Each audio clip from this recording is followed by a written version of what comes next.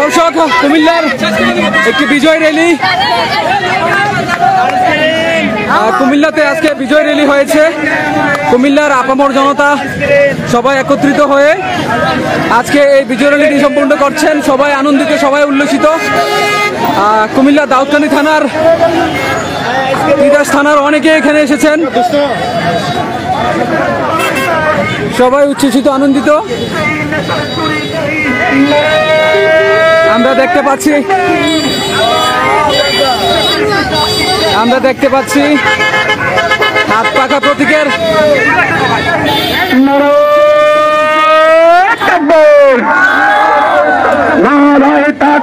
ইসলামী আন্দোলন বাংলাদেশও একত্রিত হয়েছেন আজকের এই বিজয় র্যালিতে। আপনারা দেখতে পাচ্ছেন উপজেলা মডেল মসজিদের এইখানে সবাই এসে একত্রিত হয়েছেন।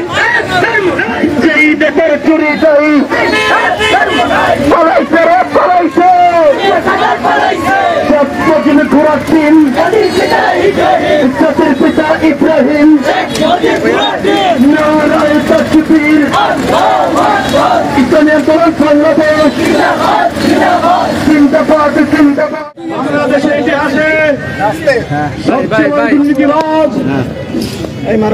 হাজার হাজার ছেলে মেয়েদের খুনি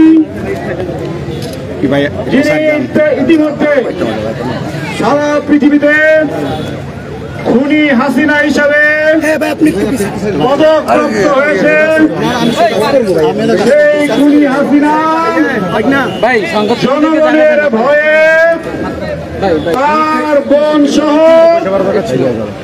লাঠি উস্তা খেয়ে ভারতে পালিয়ে গেছে। হাসিনা খবর পেয়েছিল জনগণ যেভাবে গণভবনে ঢুকছে, যদি হাসিনারে পায় আল্লাহ জানে শেখ হাসিনা কি অবস্থা হইতো। দেখছেন না গণভবনে কোনো কিছু বাকি রাখে নাই, এমন এমন জিনিস নিয়ে আসছে অনেকে দেখে নাই।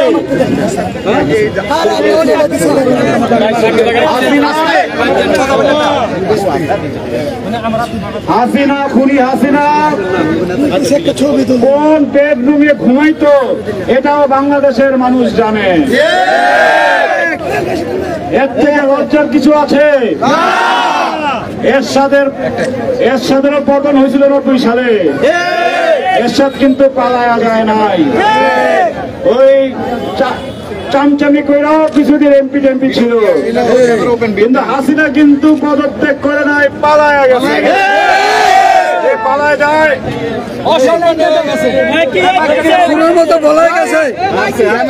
স্যার, আপনার মধ্যে পুলিশের পোশাক পরিবর্তন চাই আমরা।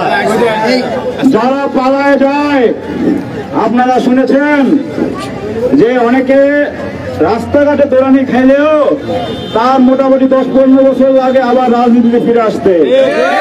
আর হাসিনায় হেলিকপ্টার দিয়া পালাইছে, জানে আসতেছে এমন অবস্থা করবে যে আওয়ামী লীগের কোন চিহ্নই থাকবে না।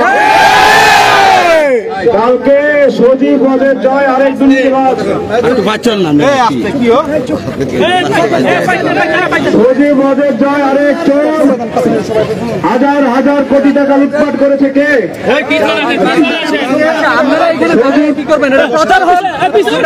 গণমাধ্যম কর্মীদেরকে জায়গা দেন।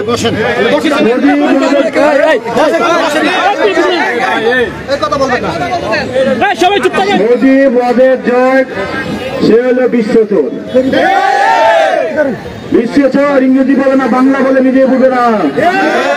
কালকে বিবিসি নিউজ, ইংরেজি নিউজ চ্যানেলে বলেছে তার মা শেখ হাসিনা আর কোনদিন বাংলাদেশে আসবে না। আওয়ামী লীগ প্রশ্ন করেছে তাহলে আমাদের কি হবে?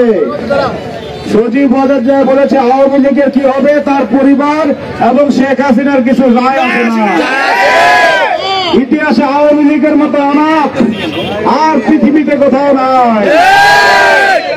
আজকের পরে আওয়ামী লীগ আর কোনদিন রাষ্ট্র ক্ষমতায় আসার কোথাও চিন্তা করতে পারবে না। আর আপনারা জানেন গতকাল রাষ্ট্রপতি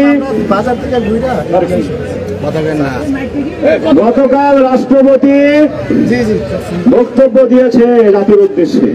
কি বলেছে শুনেছেন না?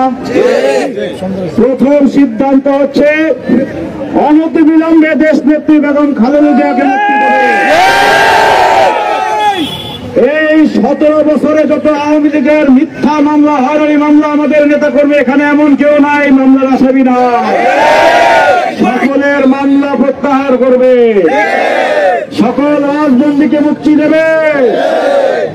আবার কি বলছে শুনছেন? আমাদের দলের মহাসচিব মির্জা ফখরুল ইসলাম আলমগীর সাহেব যেইভাবে প্রস্তাব দিবে সেইভাবে অন্তর্বর্তীকালীন সরকার হবে। তাহলে কি বুঝেন না যে আজকে যে সরকার হচ্ছে 3 মাসের মধ্যে নির্বাচন হবে, ক্ষমতায় আসবে কে?